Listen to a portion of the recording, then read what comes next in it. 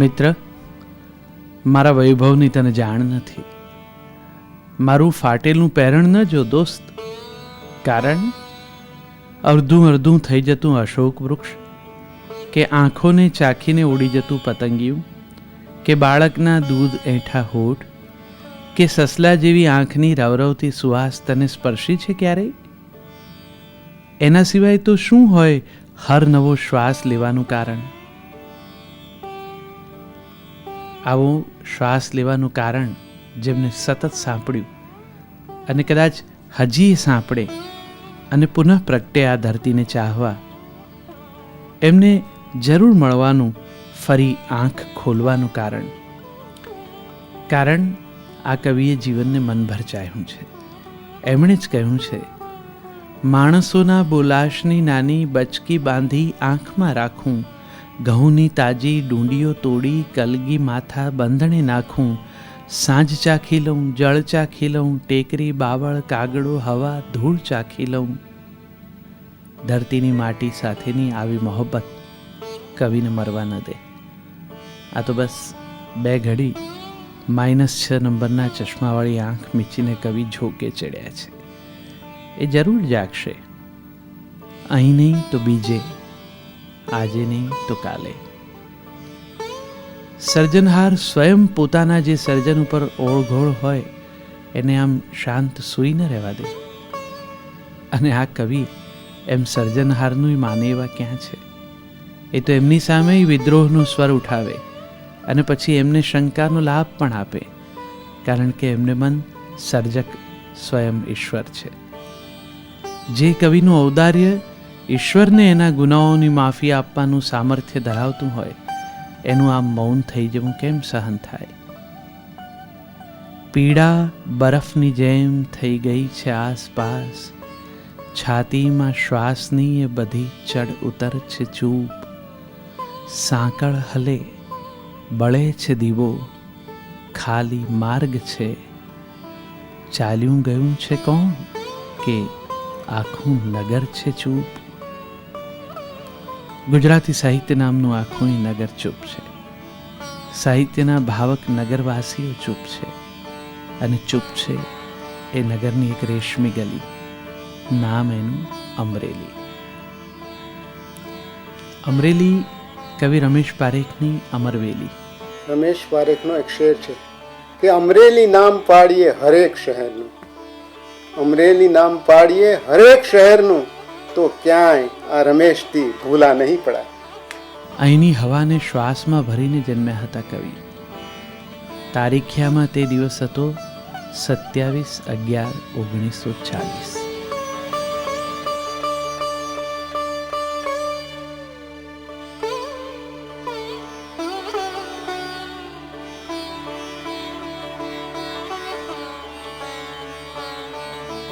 એ દિવસો હતા રમેશ પારેખના ઘડતરના. દોલતરાય બાપુલાલ ભુવાની પાસે છે કોઈ વાઘા વગરની વાત. એમાં છલકે છે કવિની સંઘર્ષપૂર્ણ શરૂઆત. એમના મધરનું જે વાંચન હતું, પુસ્તકો સારા સારા મધર વાંચતા, અને એ મધર પછી એમને જે એની પુસ્તકોમાં વાંચ્યું હોય એ વાત કરતા, એનાથી રમેશભાઈમાં આ ગુણ ઉતરી આવ્યો. આર્થિક સ્થિતિના હિસાબે પણ આ સાહિત્યમાં પ્રદાન તેઓ વધારે કરી શક્યા. એનું કારણ કે નાનપણથી એને જે કાવ્ય કે કાંઈ લખતા એનો પુરસ્કાર આવે, એ પુરસ્કાર એને બહુ આર્થિક રીતે મદદ કરતા. આ અમરેલી ગામ ઉજળું બન્યું એના પુત્રની પ્રતિભાના બળે, અને માએ દીકરાને વન પ્રવેશે પહોંચવાનો સંકલ્પ કર્યો. 27 નવેમ્બર 1991 કવિની સમગ્ર કવિતાના ગ્રંથની શોભાયાત્રાથી આખું સાહિત્ય શોભી ઉઠ્યું, અને કવિ બોલી ઉઠ્યા, બની છે આજ તો શણગાર મારો અમરેલી, કર્યું તે વહાલ તો સુંદર બની જવાયું છે. કવિને સન્માનની નવાઈ નહોતી. સાહિત્યથી માંડીને સિનેમાના ક્ષેત્રમાં એમની સર્જકતાનું સન્માન થયું.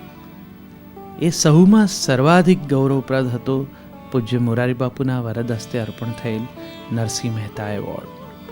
વર્ષ 2004. ને મીરાની કવિતા સાથે હરીફાઈ કરે એવી કવિતા રમેશ પાસેથી મળે એ અપેક્ષા સાથે બાપુ હવે આપ આશીર્વાદ સાથે એમને એવોર્ડ અર્પણ કરો. ગુજરાતી કવિતા સાહિત્યનો સૌથી મોટો એવોર્ડ નરસિંહ મહેતા એવોર્ડ કવિશ્રી રમેશ પારેખને અર્પણ થઈ રહ્યો છે, જેમાં નરસિંહ મહેતાની ધાતુની પ્રતિમા અને ₹1,51,000 કવિશ્રી રમેશ પારેખને અર્પણ થઈ રહ્યા છે.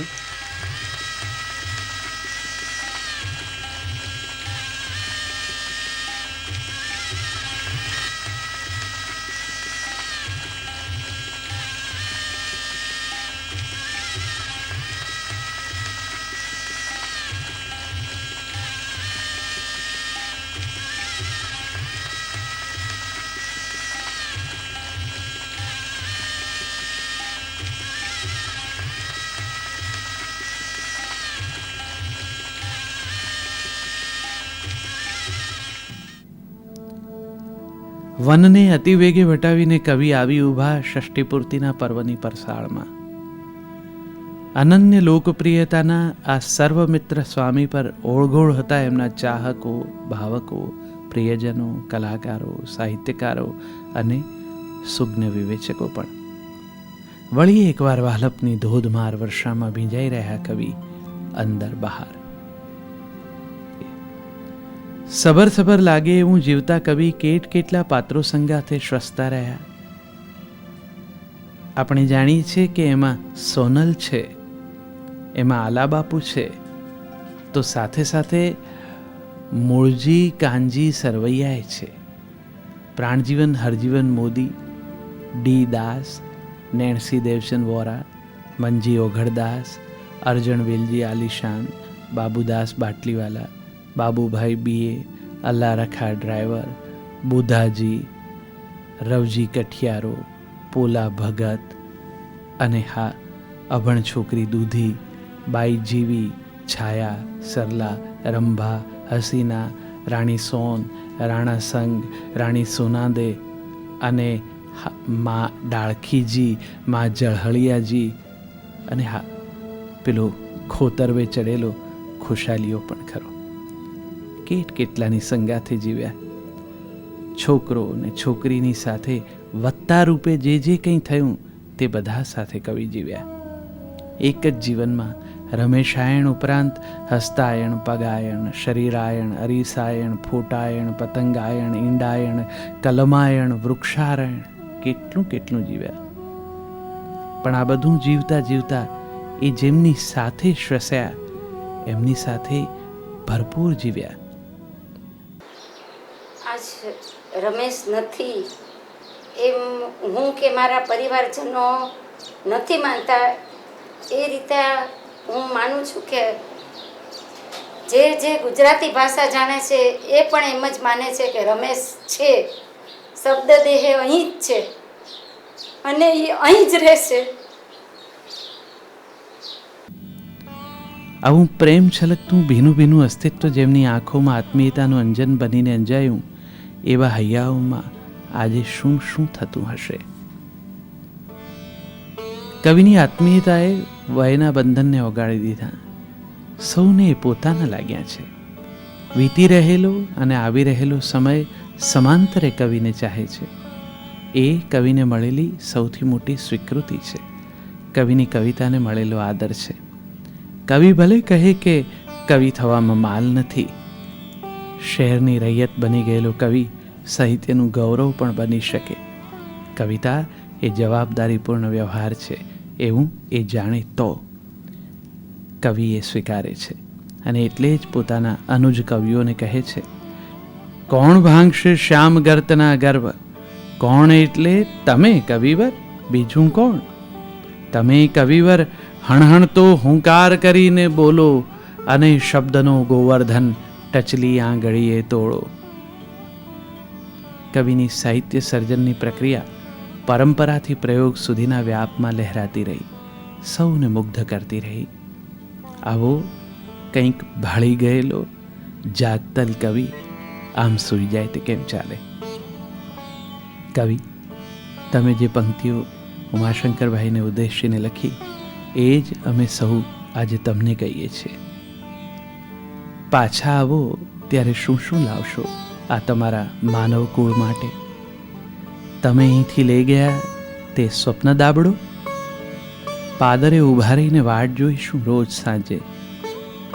અને હા, તમે આવો ત્યાં સુધીમાં અમે વિશ્વને વધુ સુંદર કરી રાખશું કવિ.